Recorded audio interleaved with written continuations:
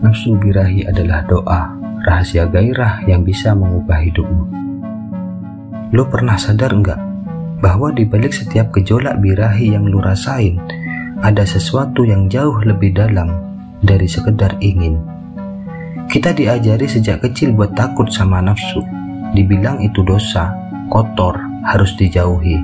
Padahal di balik itu semua ada kekuatan yang bisa mengubah hidup lo sepenuhnya kalau lo tahu cara memperlakukannya. Karena faktanya, nafsu birahi bukan musuh. Dia adalah doa yang sedang mencari arah, doa yang belum punya bahasa. Gini bro, coba lo pikir, ketika lo merasa bergairah, tubuh lo panas, dada berdebar, nafas lo berat, itu bukan cuma reaksi fisik, itu energi hidup yang lagi bangkit dari dasar tubuh lo. Tapi karena lo gak diajari gimana cara ngarahin energi itu, yang lo lakukan cuma dua hal, diturutin atau dilawan. Dan dua-duanya bikin lo kalah. Kalau lo turutin, lo kehilangan kendali. Kalau lo lawan, lo kehilangan tenaga. Padahal yang seharusnya lo lakukan adalah mengelola, menjinakkan, bukan membunuh.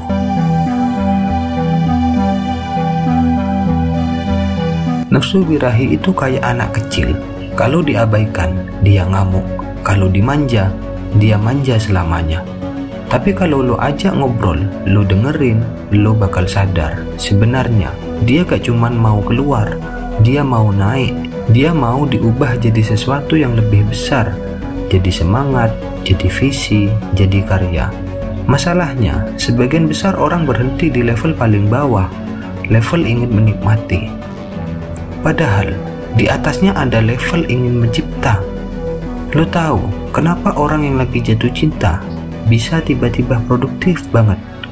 Karena gairah itu mendorong energi ke seluruh sistem tubuh dan pikiran. Kalau diarahkan dengan benar, itu bisa jadi bahan bakar ambisi yang luar biasa.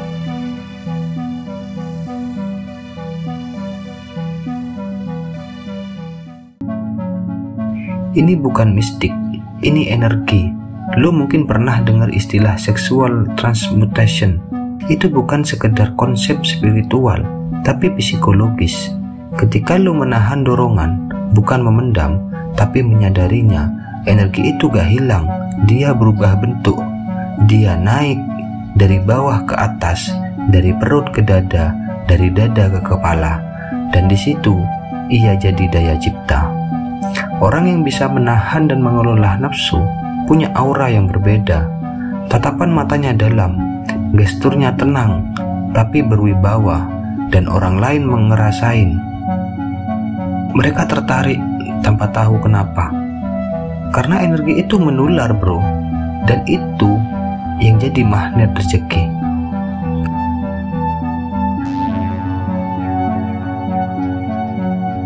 Karena lu sibuk lari dari rasa, lari dari gairah, lari dari diri sendiri. Lu pikir menahan itu artinya mematikan, padahal menahan itu artinya menghadirkan kesadaran di tengah gejolak. Lo gak perlu benci nafsu, lo cukup bilang, oke, gue lihat lo ada di sini, tapi gue yang pegang kemudi. Kalimat sederhana itu bro, bisa mengubah seluruh arah hidup lo. Masalahnya, orang modern hari ini gak pernah belajar diam, gak pernah belajar mengamati diri sendiri. Makanya, begitu muncul sedikit dorongan, langsung cari pelarian, video, chat, konten seksual, pelampiasan instan. Dan setiap kali lo begitu, energi lo bocor. Bukan cuman bocor secara biologis, tapi spiritual. Wibawa lo hilang, fokus lo kabur, dan ambisi lo luntur pelan-pelan. Bagian 5, 7 teknik rahasia mengubah nafsu jadi magnet kekayaan. Sekarang gue kasih lo 7 langkah praktis yang bisa lo mulai dari hari ini. Bukan teori, tapi latihan kesadaran. 1. Sadari setiap kali dorongan muncul. Jangan langsung turutin. Jangan langsung lawan. Amati, rasakan, hadir. 2. Gunakan nafas. Ketika dorongan datang, tarik nafas panjang. Rasakan energi itu naik dari bawah ke dada. Nafas adalah jembatan antara insting dan kendali. 3. Latih menunda kenikmatan. Tunda, bukan tolak. Tunda dan biarkan energi itu berputar. Dari situ, lu bakal belajar mengubah. 4. Arahkan ke cipta. Setiap kali lu merasa bergairah, gunakan itu untuk menulis, melukis, membangun, olahraga. Gunakan tensi itu untuk berkarya, bukan melampiaskan. 5. Jaga tubuh. Tubuh lemah bikin nafsu liar. Olahraga, makan bersih, tidur cukup. Tubuh yang kuat adalah wadah energi yang stabil. 6. Ganti pelampiasan dengan pelayanan. Alihkan dorongan menjadi tindakan memberi, bantu orang, bangun sesuatu. Energi yang naik akan memanggil rezeki dari arah tak terduga. Tundukkan pandangan. Apa yang lu lihat, itu yang lu pikirkan. Dan apa yang lu pikirkan, itu yang menyalakan birahi.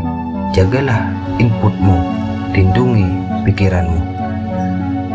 Lu gak bisa mematikan nafsu, lu cuma bisa menyadarkannya. Nafsu itu kayak air, kalau lu tahan, dia nyari celah. Kalau lu biarin, dia banjir. Tapi kalau lu arahkan, dia bisa jadi tenaga listrik. Begitu juga dengan birahi. Kalau lu arahkan, lu bisa jadi manusia paling hidup di ruangan itu.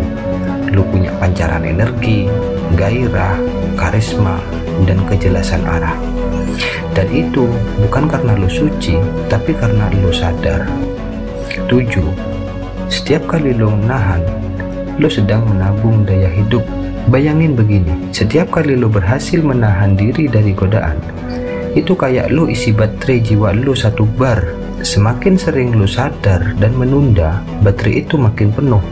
Sampai suatu hari, lu punya tenaga besar buat bikin hal-hal luar biasa. Dan lu bakal sadar, selama ini, lu gak kekurangan semangat hidup. Lu cuma terlalu sering membuangnya. Pada akhirnya bro, nafsu birahi itu bukan kutukan. Dia doa dari tubuhmu yang pengen hidup lebih penuh. Dia cara jiwa lu ngomong, aku ingin hidup, aku ingin menyatu, aku ingin mencipta. Masalahnya, lu dengerin dia dari sisi paling rendahnya, bukan dari makna tertingginya. Mulai sekarang, dengerin lagi. Saat birahi datang, jangan anggap itu dosa, anggap itu panggilan. Panggilan buat naik kelas, buat jadi manusia seutuhnya. Nafsu itu bisa menghancurkan lo atau melahirkan lo yang baru. Dan pilihan itu selalu ada di tangan lo. Jadi bro, kalau malam ini lo ngerasa gelisah, bergairah, bergejolak, jangan buru-buru nyalahin diri sendiri. Tarik nafas, sadari, itu bukan dosa, itu doa. Doa tubuhmu untuk bangkit, untuk tumbuh, untuk manusia yang berdaya penuh. Dan ketika lo bisa mengubah gairah jadi arah, hidup lo gak akan sama lagi. Percaya deh, kalau lo mau, gue bisa bantu.